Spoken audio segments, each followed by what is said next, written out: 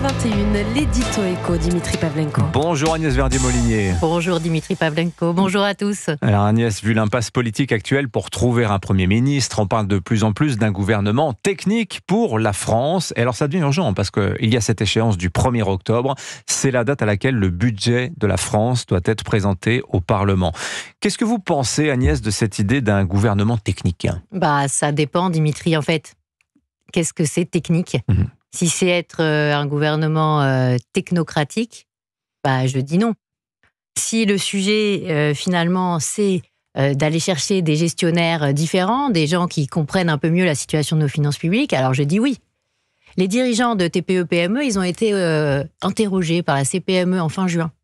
Et ils étaient 78% à considérer qu'augmenter les dépenses publiques risquait de conduire la France à la faillite et sous tutelle du FMI.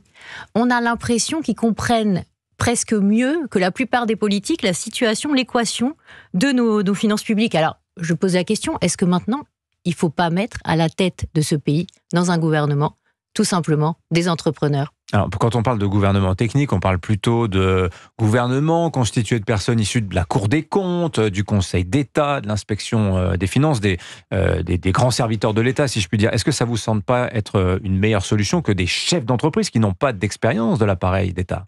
Là, j'ai envie de dire, Dimitri, qu'on a déjà essayé. Oui, c'est pas faux. Si on se souvient bien, on avait énormément de ministres issus de la technostructure en 2017 et jusqu'en 2022. Borne, Blanquer, enfin, on peut en citer plein. Des vrais entrepreneurs, en fait, on n'a pas essayé.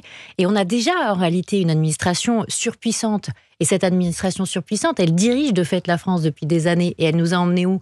Avec le plus fort taux de déficit annoncé dans la zone euro pour 2024, avec la dette qui a le plus augmenté depuis 2017, avec 12 points d'augmentation de la dette depuis 2017, la plus forte augmentation en zone euro. Donc le résultat, il n'est pas brillant. On aurait plutôt besoin d'entrepreneurs, de gens qui savent ce que c'est que gérer. Bon, imaginons un gouvernement formé d'entrepreneurs. Il ne viendrait pas des partis politiques. Il faudrait un accord quand même avec un nombre de députés majoritaires pour les valider, pour y parvenir. Oui, mais au centre, à droite et même au centre-gauche, qui pourrait être contre un gouvernement de personnes qui seraient vraiment finalement les meilleurs techniciens des comptes publics pour gérer la France ? Les macronistes et la droite LR pourraient très bien trouver un compromis là-dessus.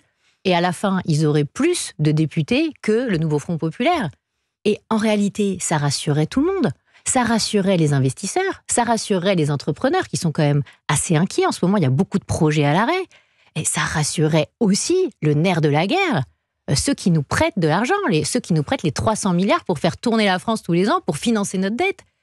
Et qui seraient beaucoup plus rassurés que d'avoir un gouvernement qui promet des tas de nouvelles dépenses. Donc on rassurerait tout le monde et on serait loin des promesses délirantes de la retraite à 60 ans qui n'est pas finançable, de l'allocation d'autonomie jusqu'à 25 ans, de tous les on-rase gratis qu'on entend depuis des mois, mais qui sont complètement lunaires par rapport à la situation actuelle. Signature Europe 1, Agnès Verdier-Molinier. Merci beaucoup Agnès. Merci Dimitri. À la semaine prochaine.